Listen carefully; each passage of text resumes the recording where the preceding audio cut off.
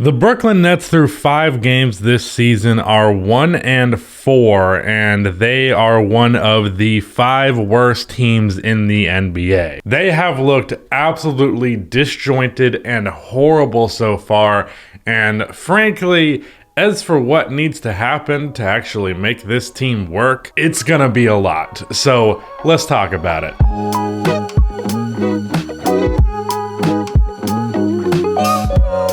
Before I continue on this video, if you end up enjoying it, please be sure to subscribe. Also drop a like, it only takes 1 second, makes a massive difference. Also tune in every Tuesday when we do a live podcast going over the last week of the NBA and just whatever else. And yeah, that will be linked in the description. So let's just tackle this issue by issue because there are a handful of notable ones. And these are all going to be like some major hitters because there's actually so many flaws that exist with the Nets thus far that you can't even really get it all down, so I'm just going to cover the big stuff. The main one to me, and this one is honestly not the main thing getting the blame, but I really think it's the biggest problem. They're relying too much on Ben Simmons defensively. Now, I do agree that Ben Simmons defensively has not stood up to his reputation so far this season. However, A, he's just now getting back into playing basketball, and B, I think it's important to note that relative to what Ben had to deal with in Philadelphia, his defensive responsibility is significantly higher in Brooklyn.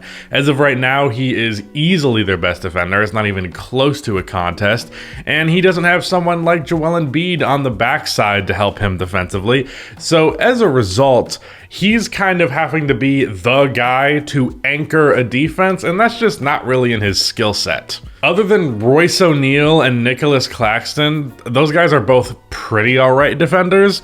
But outside of them, there's really not that much good defense going on in Brooklyn. It's passable to bad defensively pretty much throughout the rest of the roster.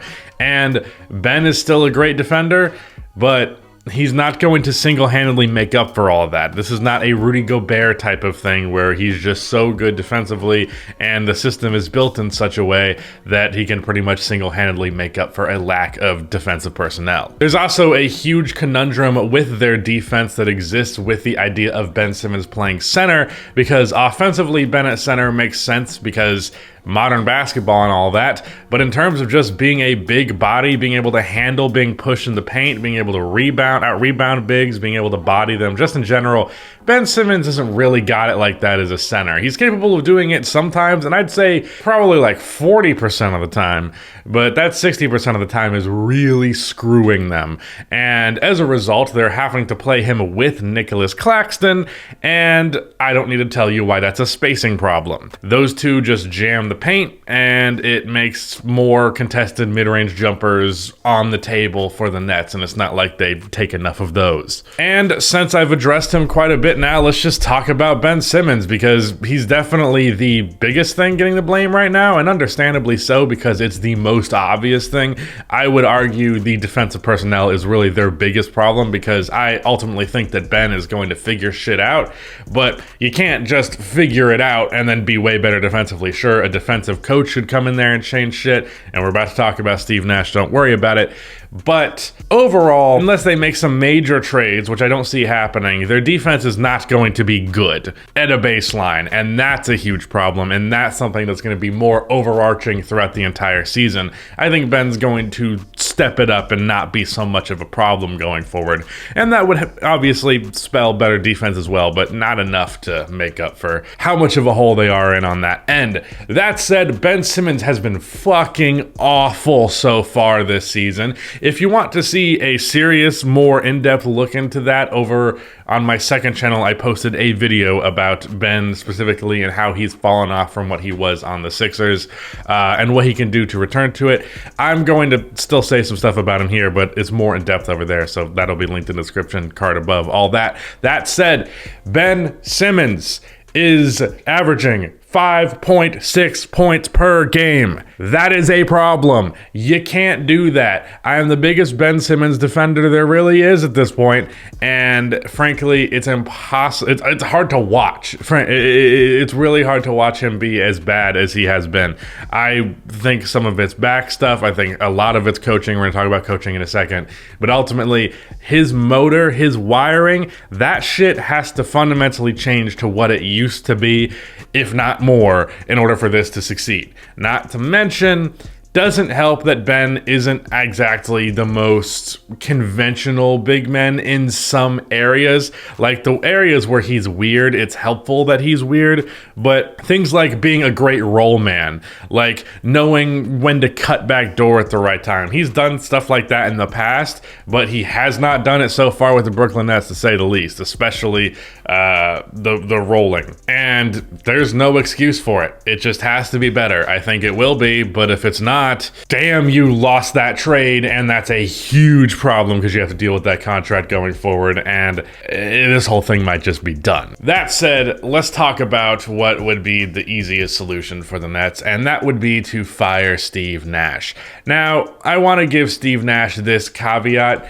I do not want to fully dismiss the possibility that he might actually be a decent head coach, because if there was a situation that I would compare this to, I would compare it to Billy Donovan when he was on the OKC Thunder and Kevin Durant and Russell Westbrook were there, and Eric Spoelstra when LeBron was there. Eric Spoelstra constantly on the hot seat in Miami, even though he's, I would say, probably the best coach working today.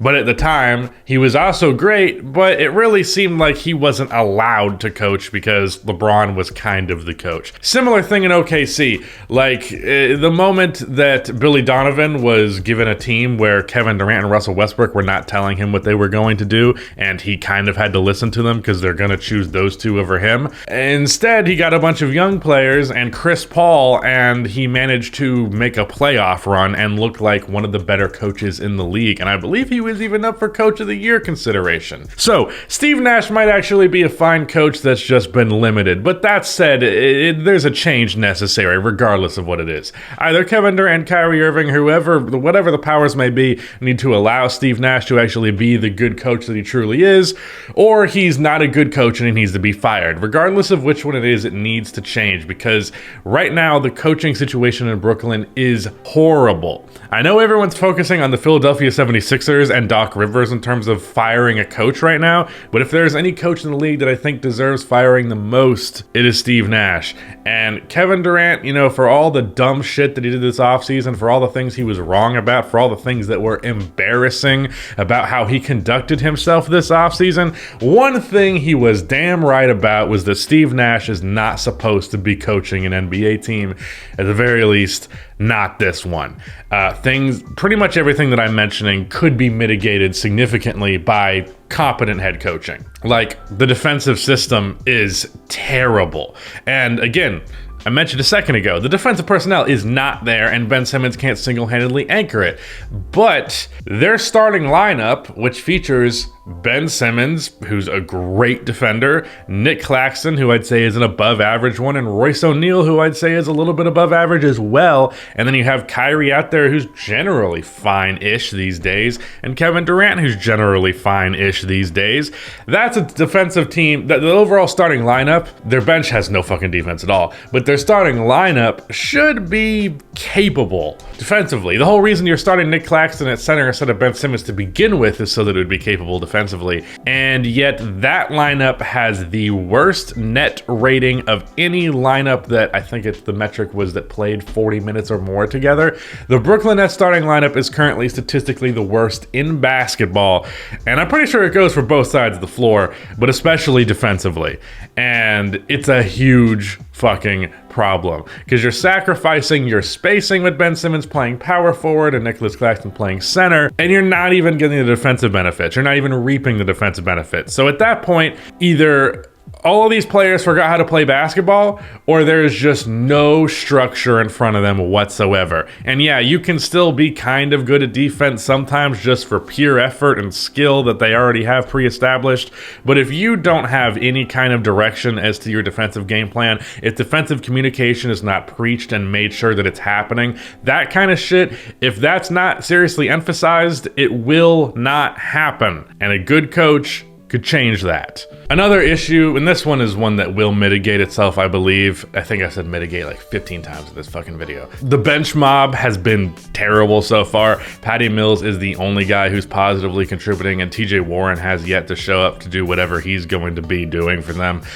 Joe Harris is shooting sub 30%. Their backup center is shooting sub 40%. It's not ideal. But now here we are, a couple of like 10 minutes. I don't know what the edit's gonna look like. A few minutes into this video now, almost at the end, and I haven't really thrown that much blame at Kevin Durant and Kyrie Irving. I did mention it in passing earlier about the Steve Nash shit. It's not been their fault. They are both killing it so far, and sure, there's things that they could do, but it's a little silly to point the finger at them as the star players. It's really everything else around them is seriously incompetent, and the degree in which you're going to blame them for putting those pieces around themselves, that's up to you. Personally, I'm gonna blame them a lot and laugh at it because I think it's funny. But regardless, in terms of actual on-the-court stuff, you can't get mad at Kyrie or Kevin Durant. They're both showing up and they're both putting up buckets on good efficiency. That's what they're supposed to do. It's on pretty much everybody else. Now, as for my verdict in regards to whether or not they're going to turn their season around, I mean, obviously we're just 5 games in, but I do think this is enough of a sign to be fucking worried. I would lean towards my original prediction, which was I think they're going to be like a 5 seed. I think there's multiple teams in the Eastern Conference that are better, and I think that will be obvious when the playoffs come around. So yeah, that the early season stuff hasn't really shaked my opinion. I already didn't think that highly of them.